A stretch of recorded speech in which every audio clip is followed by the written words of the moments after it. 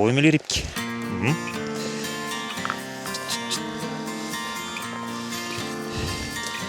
Това е кучето пастърва. Така се казах.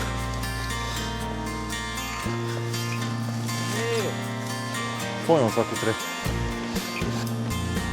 Охо!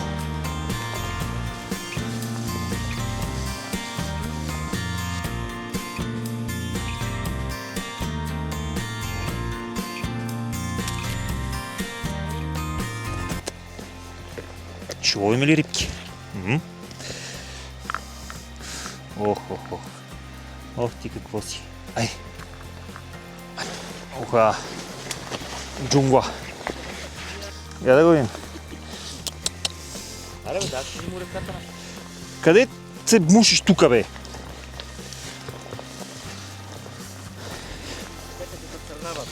Ей! Ей!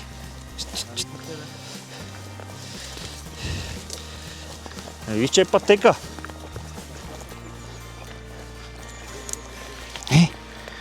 Айде, Рашко. Мале, добре, че си обухме гъщеризоните.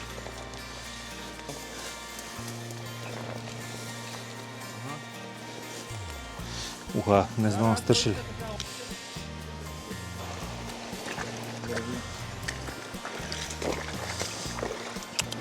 Айде, бегай си. Айде, отивай си натам. Абе, бегай са от тука, къде с нас ще ходиш, бе. Айде, отивай натам. Отивай натам.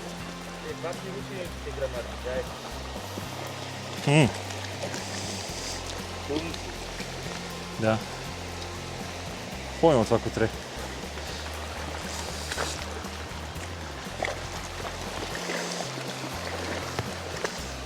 Черко.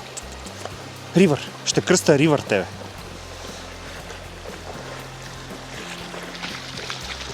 Казвам ти сега, ако нямах куче, си го взимах, брат. Нема такава среща друга. Ела тук. Ела тук.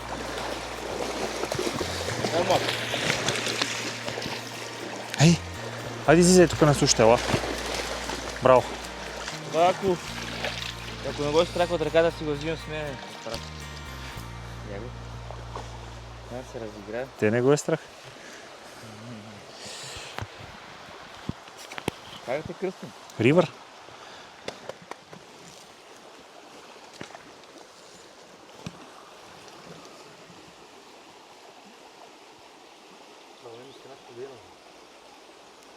Ба. Закачка. Брутална.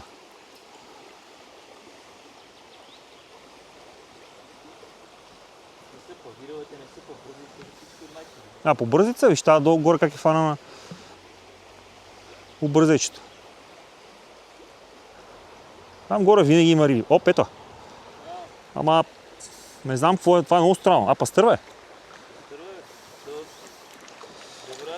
Да, хубава риба.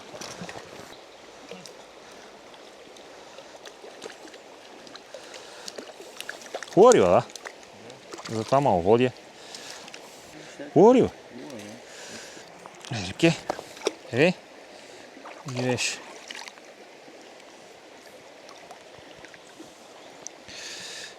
Така. Труден ще е риболов в тези условия. Сложил съм 0,10 мм типет и две нимфи по 2,5, като нимфите ги избирам да са максимално естествени. Все пак имат някакво хотспотче, но са много изкрящи. И колята фана хубава рибка.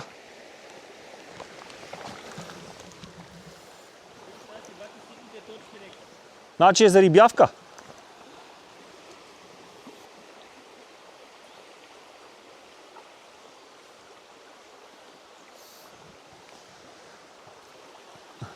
Хвърляме там.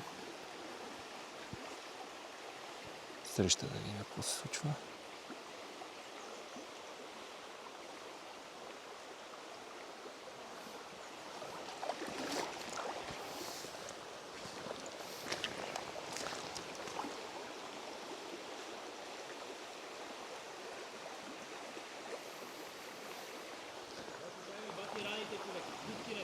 Стига, бе. Чакай да дом да я видим. Стой.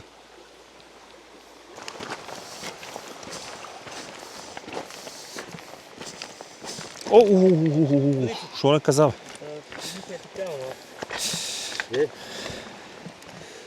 Да? Бати дупките. Човек, какви сте дупки, бе? А, къде ти удари? Бързачето. Тук е накрая. Кудърво. Да, бе, тук са. Те са в по-бързата вода. Язото виж са дебели. Те червени перки отзад и масната червена. Те са ще станат още по-червени, като наближи сезон. Браво! И тук може да направим някакъв риболов. Продължаваме сега.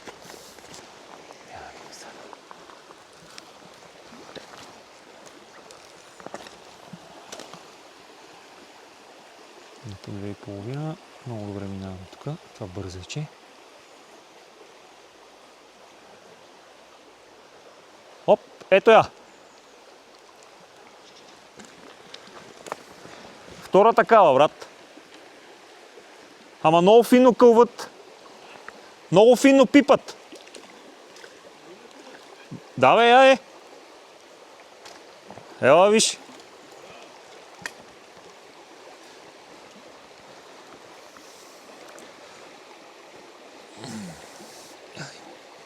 Браво.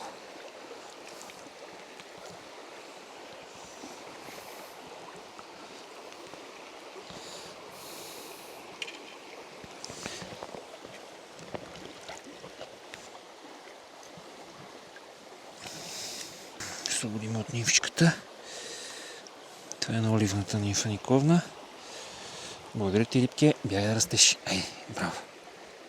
Браво. Тук. Барилов се получава.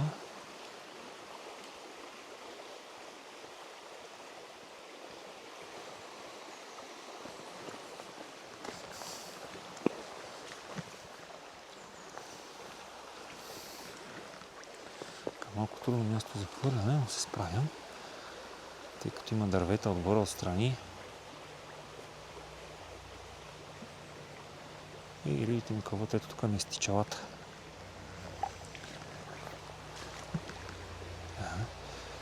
Там минах няколко пъти.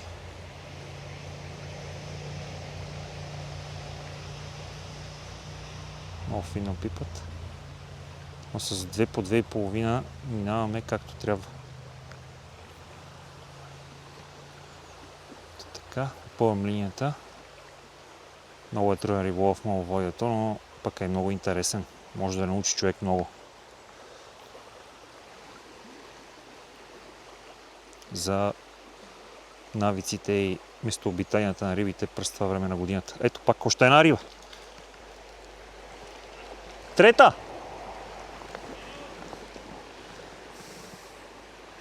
Още една трета рибка. Горе-долу също бързайче. И тази е най-дребничка от тричките, но и най-красива.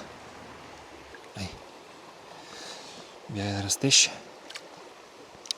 Трета риба от това място.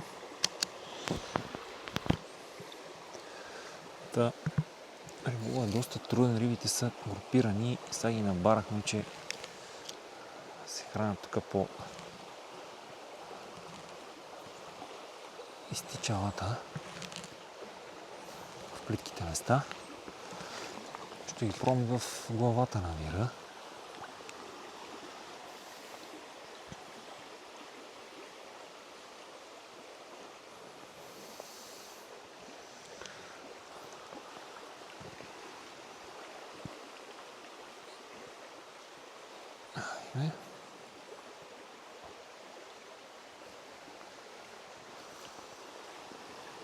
Точно там иска да първа.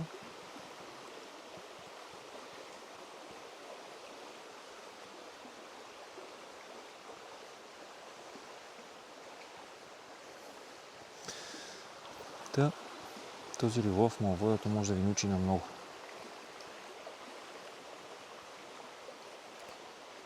Но тук, за разлика от пролетно време, когато има вода и рибите са по-активни. Избора на нимфи е изключително решаващ, тъй като най-малката неточност в грамажа и в проводката може да накара рибата да не ви вземе. Така че понастоявайте малко порциите и ловете в по-плитките места. Сега в моловоето изпуснахме още една. Минавам 2 крачки напред и ще обловя и бързя, като ще клекна тук. Да видя.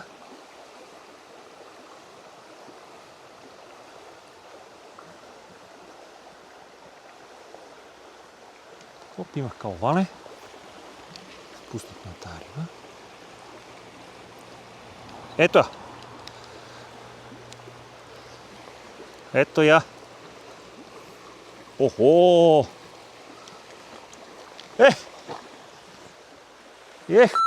Знаеш каква хубава риба, човек?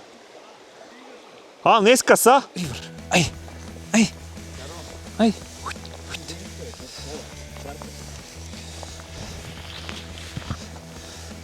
Това е ривър. Такова не ми се беше случвало. Хайде бе!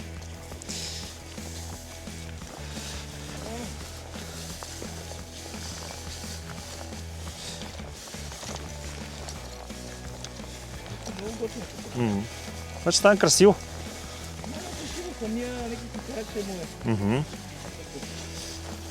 Даже тук сега малко трябва да стигнем това дървото и да слезнем направо долу първите места да ги... Не, от тук. Къде изчезна това? Оп!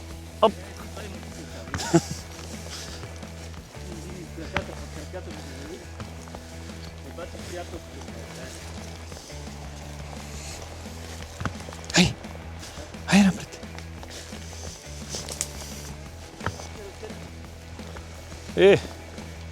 Стане големо куче според мен. В смисъл, нормално куче ще стане. Айде бе! Страх ли те? Искаш аз да ти правим път? Айде, добре.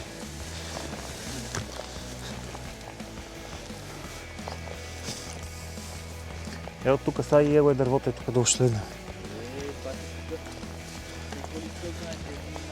Не бе, швепс.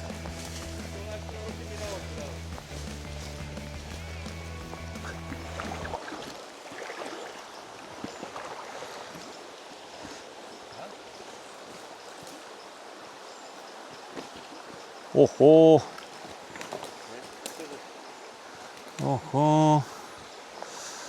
Видим тази къде ми удари хубавичка. Та не е лоша риба. Точно това под клончето. Ела фърли. Не фърля.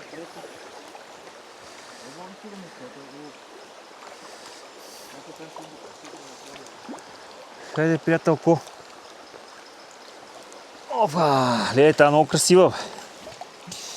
Каква хубава рибка. Вижте. Страхотна красавичка. Вики, бяга да живееш.